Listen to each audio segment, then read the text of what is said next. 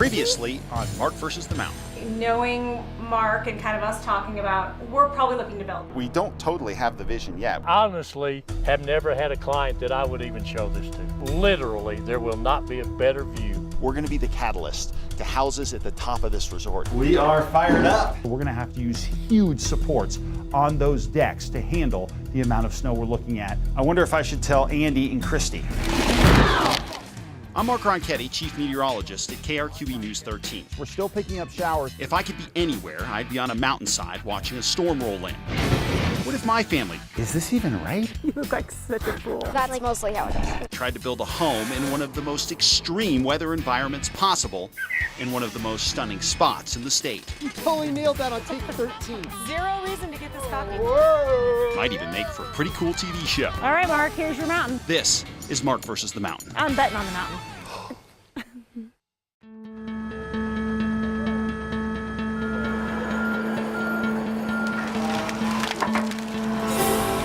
This is kind of the first big day of construction, right? Yes, Yeah. there's lots of equipment. There is a lot of equipment here. Nate Kite with Kite Construction is here. He's doing all the dirt work. As you can see, the trees are coming out rather easily, but the rocks might be another story. So we came into this project knowing we were going to deal with them, and it starts now. As you can see, they're not messing around. We're going to get in and out. We've done steep, we've done rocky. I don't know that we've done this steep and this rocky.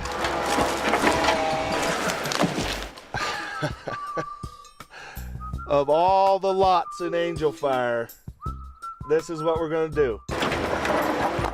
I have seen a lot of miserable lots, and this is right up in the top 3. But it can be done. It's just you got to go about it in a different manner.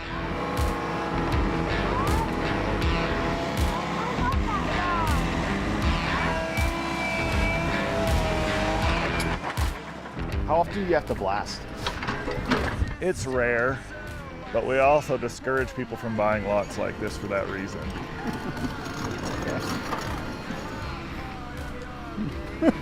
Guess I didn't take that advice, did I? Nothing to be scared of. It's just going to take some time to get it organized. And you know, it looks like a bomb went off right now, but just a little bit of organization, and you know, it's one rock at a time, and before you know it, all of a sudden it's a magic little spot that, yeah, we can put a house there. The key to a project like this is using what you have on the lot, because we just can't afford to bring a ton of stuff in. Well, we've got rock and we've got a ton of it.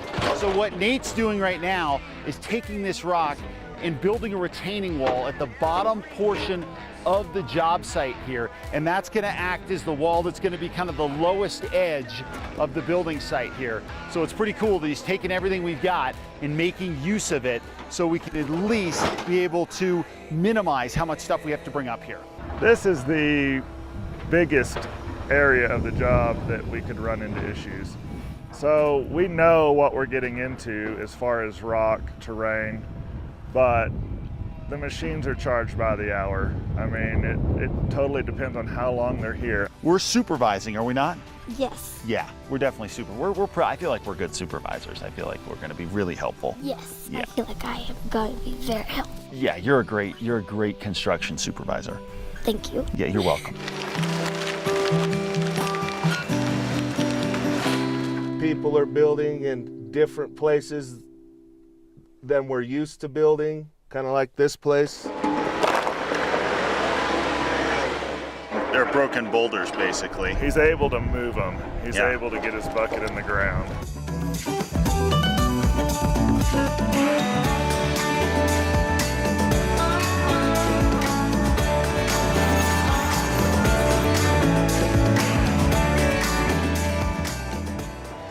I enjoy these ones, especially with all the rock. It can get overwhelming. What do you do with all the rock? But man, there are so many things you can do with it.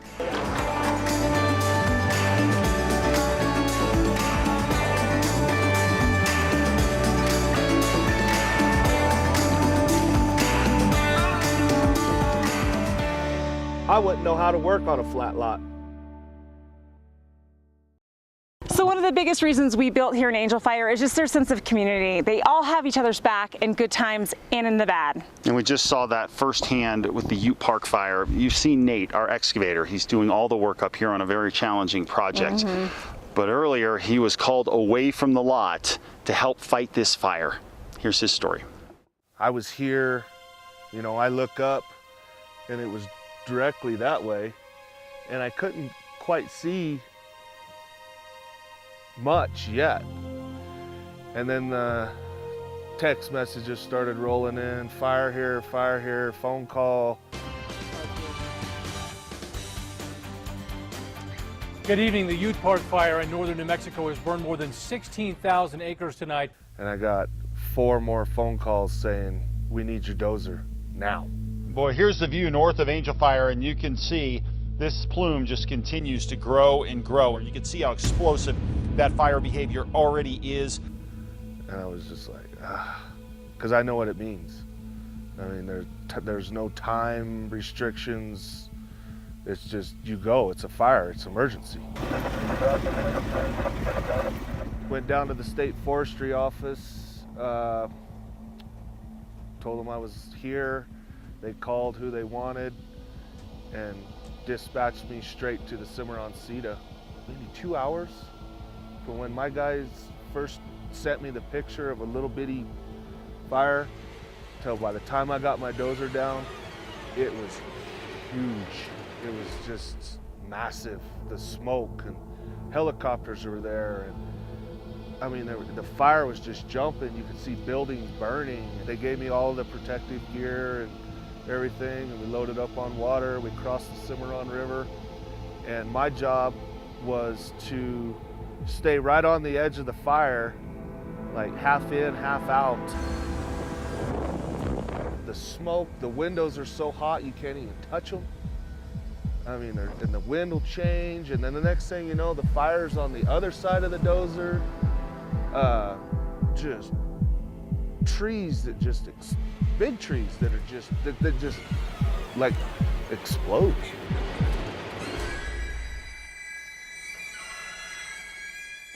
The only thing that I worry about is equipment failure. Getting into a spot that you're trying to get through and the equipment fails.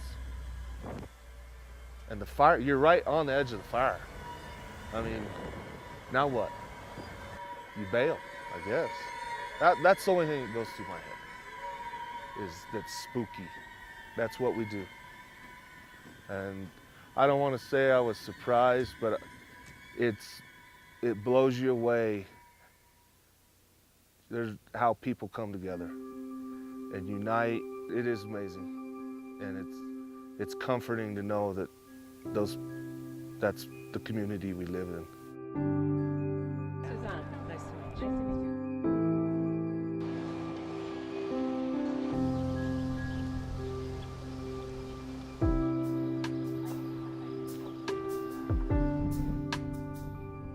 The Ute Park fire was over 36,000 acres, which was a very serious fire. And if you take the drive from Cimarron into Ute Park, you see all the devastation that's still left there. But when you see people like Nate, and in his own words, going through exactly what happened and everybody coming together, it is inspiring, but it's also something that people up here live with all the time, and that is the fear of a catastrophic wildfire. This morning's kind of a big morning because we're going to lay out the house on the pad down here. We haven't done that yet, and what this does is it shows us the exact location with the surveyor, Carl, on exactly where the house is going to go. So Nate has prepared the lot. We think we're ready to roll here, but there is one concern, and that is if the pad is too small for the house, we're going to have to expand the pad, and that will cost big bucks and blow out the budget. Identify all the house corners, the walls, the deck piers, retaining walls, and then we figure out where it's going to go on the ground here. So that's what we're doing this morning. Hopefully it fits. Sorry. This one's very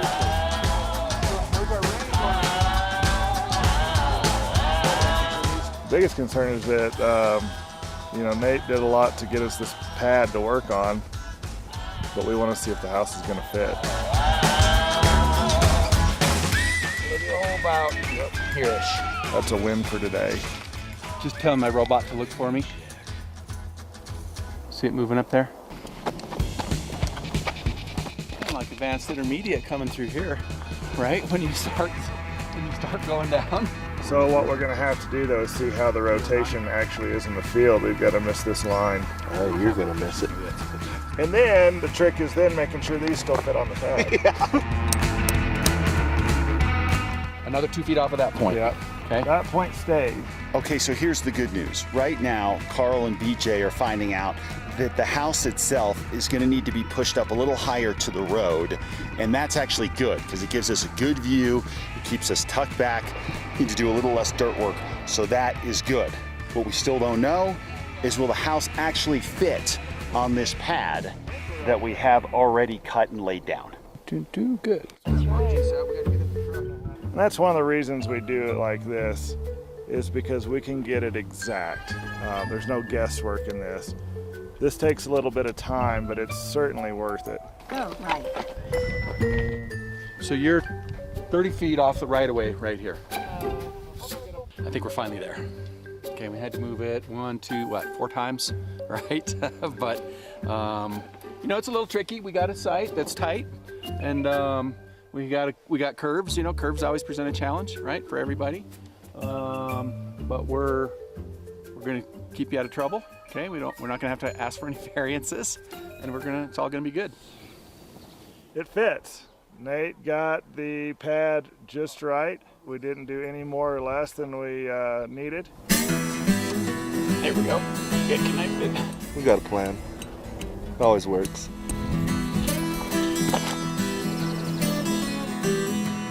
So it was a lot of work to get to this point, but from here out, it's gonna be average to easy side. Well, it was close, no question about it. Because if you look here, we didn't want the corner of the house to go into this rock. That'd be very difficult to do, would cause more problems, a lot of excavation costs added on to what we've already done. However, this is where the corner of the house went. So it was close, but it made it. So Nate made a pad that was big enough, and now we're ready to roll and ready to dig the footers.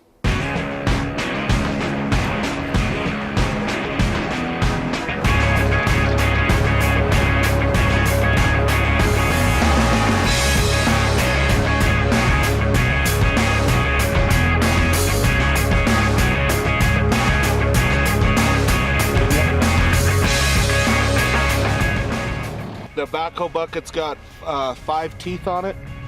So we put the second tooth on the line, leaving 1 tooth out, and dig. Is there enough room here, or is it too tight?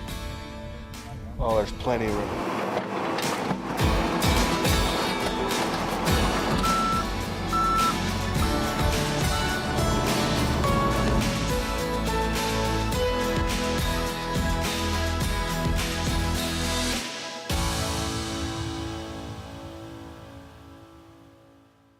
So girls, we've obviously been working really hard up at the house, and sometimes we just need to get a little bit of a break.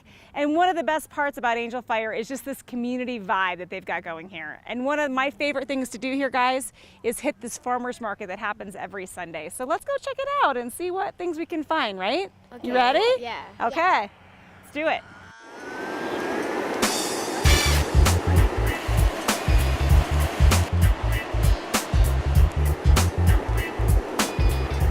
This smells like New Mexico to me when this happens. This makes me think that fall's on the way. It's awesome. All right, I think I'll buy a bag from him so we can take some of those home. Sound good? We gotta get this. Yeah, we're gonna get these.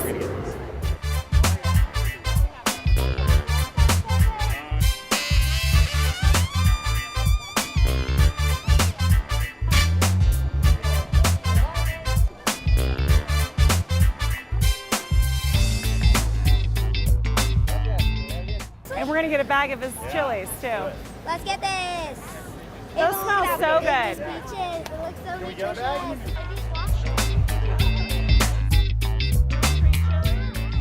We got what? A bag of chili, grapes, a peach, and an apple. See, look at that apple. Fantastic. So perfect. Hi. Hi, how are you? Boom. This is what real apples are supposed to look like. You know the ones you get at the grocery store and they're the size of a baby's head. Yeah, no, this is what they're supposed to look like. Genetically engineered apples. Exactly. Those tomatoes down there looked really good too. I definitely want to try to. If we had enough money, we could buy a crop. Yeah, we still have 325, ladies. We can make that count.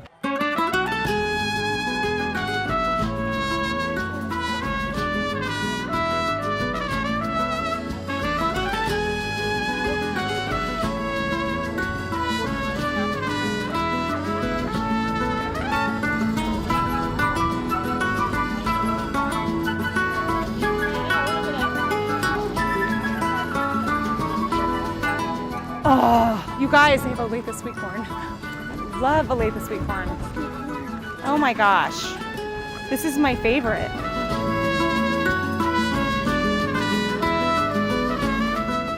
All right, girls, so we're gonna pick out some of this Olathe sweet corn. Let's do maybe 4. Okay, perfect. We'll do 4. Are they growing all this up here? Well, it's kind of a community effort. It's kind of from all over the place in the region. You know? In the region, it's a regional situation. Oh, thank you. Whoa. Oh, okay. Local honey. There's a little bit of everything here.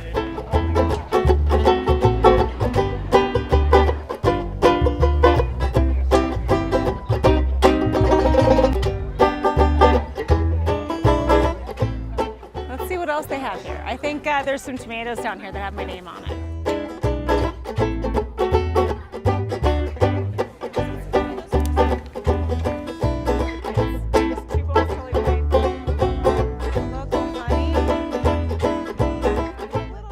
We all getting chili?